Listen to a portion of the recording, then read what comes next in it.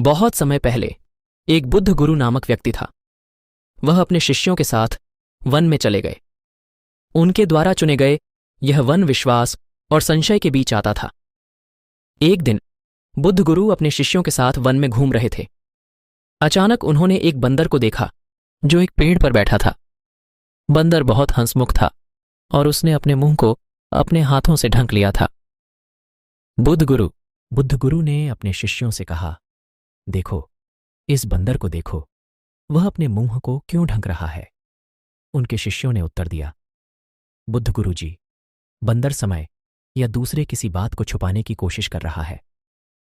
बुद्ध गुरु ने मुस्कुराते हुए कहा, ठीक है, पर उसका मुंह कभी खुल नहीं रहता। क्या यह उसकी शक्ति नहीं है? इस बात को समझकर उनके शिष्यों ने चौंकाने वाले अनुभव किया। उन्होंने देखा कि बंदर की शक्ति उसकी मौनता में थी। इस घटना के बाद बुद्ध गुरु ने अपने शिष्यों को शिक्षा दी कि मौन से बहुत सारी शक्तियां होती हैं।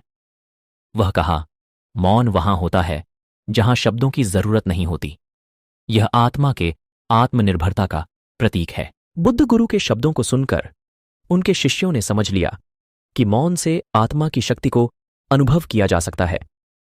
वे भी मौन साधना में लगे और विचारों को शांत करने का प्रयास किया। ऐसा करते समय उन्हें भी अपनी आत्मा के आंतरिक साक्षात्कार हुआ।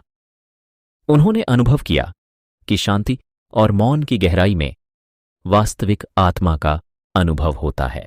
इस कहानी से हमें यह सीखने को मिलता है कि मौन से हमें अपनी आत्मा की गहराई को समझने का अवसर मिलता है। शांति में हमें अपने आप से मिलने का अनुभव होता है और हम अपने आत्मा की शक्ति को पहचानते हैं। इस बुद्ध कथा के माध्यम से हमें यह भी सिखाया गया है कि शब्दों के माध्यम से हम कभी कभी सच्चाई को समझ नहीं सकते हैं, बल्कि हमें मौन की गहराई में चुप रहकर ही सत्य का अनुभव करना चाहिए।